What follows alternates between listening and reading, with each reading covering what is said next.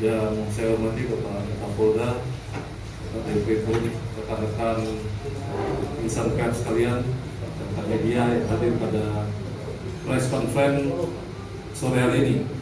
Ya, pada saat ini sama-sama kita saksikan, kita akan dari Polda Sulut memberikan rilis keterangan pers terkait dengan pengungkapan kasus tindak pidana perdagangan orang yang diungkap di Kalimantan Tengah. Akan langsung dipimpin oleh Bapak Kapolda Sulawesi Utara untuk terkait dengan rilis kasusnya. Untuk itu, yang saya hormati dan saya banggakan rekan-rekan media semua, selamat sore. Baik kawan-kawan sekalian, pada sore hari ini kita akan press release terkait dengan pengungkapan tindak pidana perdagangan orang atau human trafficking ya, yang menimpa dua saudara kita. Adapun perkaranya adalah pengungkapan dan penangkapan dua orang terduga pelaku tindak pidana perdagangan orang atau human trafficking. Modus operandinya itu korban diiming-imingi dengan dicarikan pekerjaan ya. Kemudian selanjutnya dilakukan dibawa ke suatu tempat yaitu di Kota Barito Utara, Kalimantan Tengah untuk dijadikan pekerja. Dan di sana selanjutnya dijerat dengan hutang ya, seperti halnya biaya tiket sehingga yang bersangkutan tidak bisa kembali. Kemudian tempat kejadiannya antara Kota Manado, Sulawesi Utara dan Muara Taweh, Kabupaten Barito Utara, Kalimantan Tengah. Waktu kejadiannya sudah cukup lama, yaitu pada tanggal 2 Juni 2022. Namun baru dilaporkan oleh orang tua korban yang berinisial MK, yaitu pada hari Minggu tanggal 12 Juni tahun 2022, yang telah melaporkan ke Sentra Pelayanan Kepolisian Terpadu atau SPKT Polda Sulawesi Utara bahwa anaknya yang berinisial RD, perempuan, usianya baru 13 tahun, telah pergi dari rumah bersama temannya yaitu saudara IM, perempuan, usianya juga 17 tahun. Kemudian MK tadi sebagai orang tuanya tidak tahu keberadaannya di mana anaknya berada. Kemudian setelah melapor kepada SPKT Polda Sulawesi Utara, personil Subdit 4 Renakta di Treskrimum Polda Sulawesi Utara melaporkan. Setelah menerima laporan, kemudian melakukan penyelidikan. Ya. Dari hasil penyelidikan inilah maka ditemukan bahwa kedua korban tersebut telah berada di Barito Utara, Kalimantan Selatan. Nah, kemudian selanjutnya penyidik dari Subdit 4 Renakta di Treskrimum Polda Sulawesi Utara melakukan koordinasi dengan UPTD PPA Provinsi Sulut. UPTD ini singkatan dari Unit Pelaksana Teknis Daerah Pemberdayaan Perempuan dan Anak, dan bekerjasama dengan Yayasan Kasih Yang Utama atau YKYU di Kalimantan Tengah untuk kepentingan memulangkan kedua korban tersebut. Adapun identitas kedua korban, yang pertama berinisial RD, perempuan 13 tahun tadi yang saya sebutkan. Kemudian IM, perempuan juga, usianya 17 tahun. Kemudian yang terduga pelaku adalah DT, perempuan, usianya 27 tahun, profesinya sebagai ibu rumah tangga atau tidak ada pekerjaan. Alamatnya Kota Manado, Sulawesi Utara. Sedangkan terduga pelaku kedua adalah saudara SK, perempuan, usianya 38, ibu rumah tangga, alamatnya Kabupaten Barito Utara, Sulawesi Utara. Maaf, Kalimantan Tengah. Ya, saya ulangi bahwa saudara SK ini yang terduga sebagai pelaku perempuan 34 tahun, ibu rumah tangga, alamatnya Kabupaten Barito Utara, Kalimantan Tengah. Adapun barang bukti yang berhasil kita sita Seperti dapat kita lihat di depan kita ada 3 tiket, kemudian bukti transfer uang dari pelaku kepada para korban, kemudian handphone sebagai alat komunikasi untuk merekrut pada tahapan awal, kemudian KK ya yang administrasinya.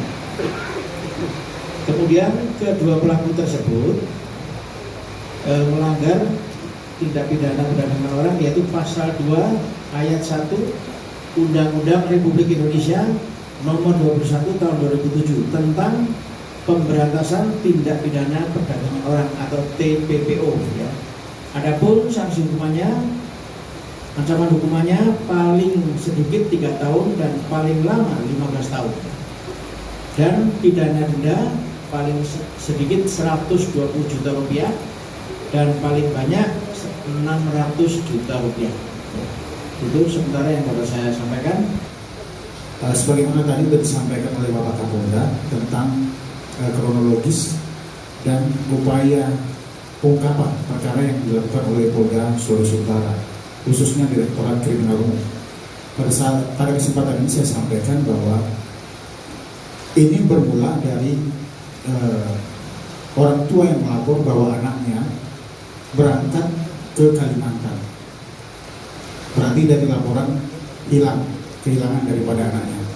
Kemudian setelah kita lakukan penyelidikan, terungkap bahwa kedua anak tersebut, korban tersebut, ternyata diperdagangkan ataupun direkrut untuk dipekerjakan di salah satu kafe yang ada di Kalimantan Tengah, tepatnya di Barito Utara, Muara Tewe.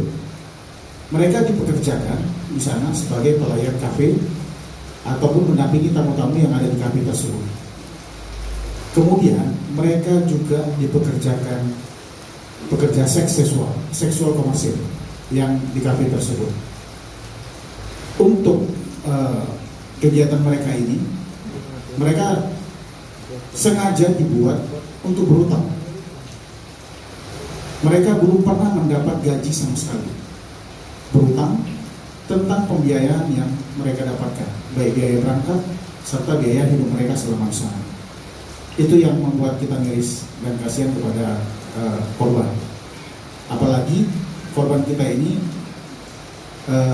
kehidupan keluarganya broken dan saat ini sedang berada di shelter untuk pemulihan daripada mental daripada korban tersebut. Itu aja sebagai tambahan yang sampaikan kepada rekan-rekan bahwa perdagangan orang ini sebagaimana unsur dalam Undang-Undang Tindak Pidana Perdagangan Orang, itu kita mulai dari perekrutan, pembiayaan, sampai korban tersebut dipekerjakan seks komersil di tujuan di mana mereka bekerja. Mereka mendampingi tamu dengan biaya mendampingi tamu itu mungkin sekitar 200 sampai 300 ribu hanya untuk mendampingi saja. Tapi untuk kegiatan seks komersilnya itu antara 300 sampai 700 ribuan. Itu tergantung daripada pelanggan. Dan semua hasil daripada keuntungan yang diperoleh oleh korban diserahkan kepada pemilik kafe. Salah satu kafe yang ada di Muara Tewe, kita sebut dengan inisial Q. Ya, jawab, mohon izin Bapak Ibu. Mereka tidak tahu sama sekali bahwa mereka akan dipekerjakan untuk pekerja seks komersil. Mereka tahunya mereka dipekerjakan dan akan mendapat gaji dan pembiayaan pemberangkatan mereka dibiayai semua. Jadi ajakan-ajakan iming-iming yang diberikan oleh para pelaku ini adalah pekerjaan-pekerjaan yang baik dan yang layak, seperti mungkin sebagai waiters atau pekerja di rumah tangga dan sebagainya. Tapi ternyata tidak. Mereka dipekerjakan di kafe, bahkan mendampingi tamu-tamu yang ada di sana, bahkan disetujui oleh pemilik kafe untuk melakukan transaksi seks. Kita ketahui bahwa mereka juga orang asli sini. Ya, jadi mereka tahu kondisi masyarakat yang ada di Manado. Kebetulan pemilik kafe juga orang asli sini yang bekerja di sana. Jadi dia tahu. Tapi untuk kegiatan mereka baru terungkap satu kali di Sulawesi Utara, baru satu kali. Kalau untuk perkara trafficking yang kita tangani dalam kurun waktu 1 tahun ini, ada 3 perkara yang sudah terungkap yang berhasil ditangkap. Ada lagi yang mau tetap melakukan target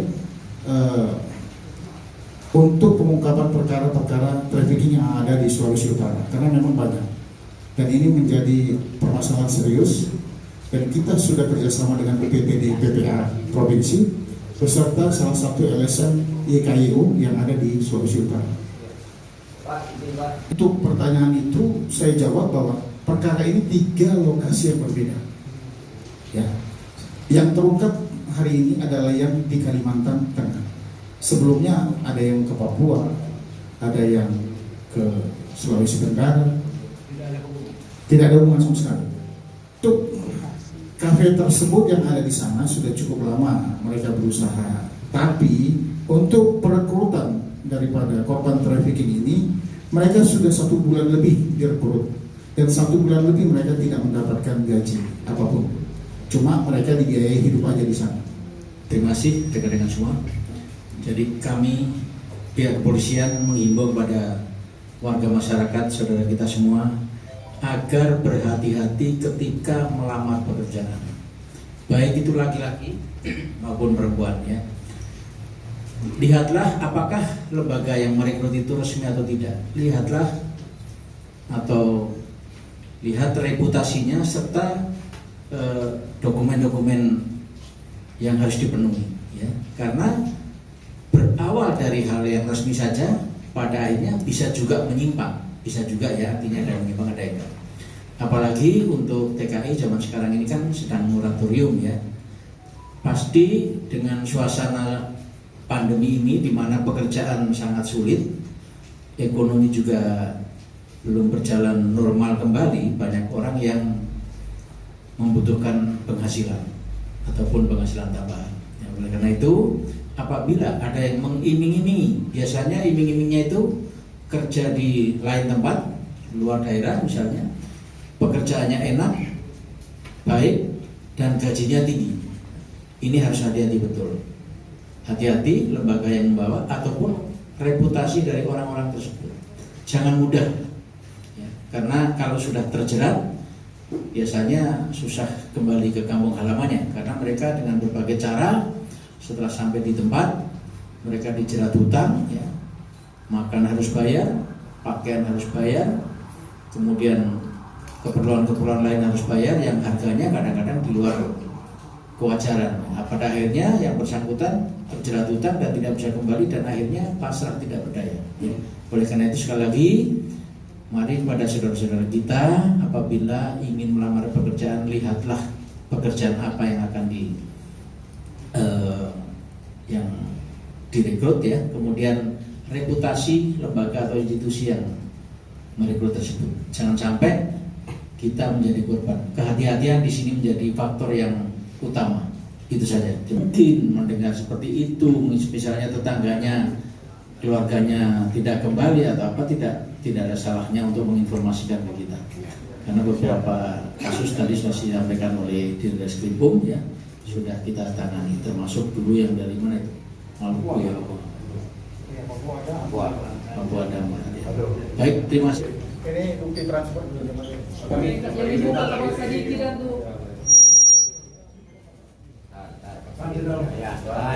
Lihat kamera Jenderal.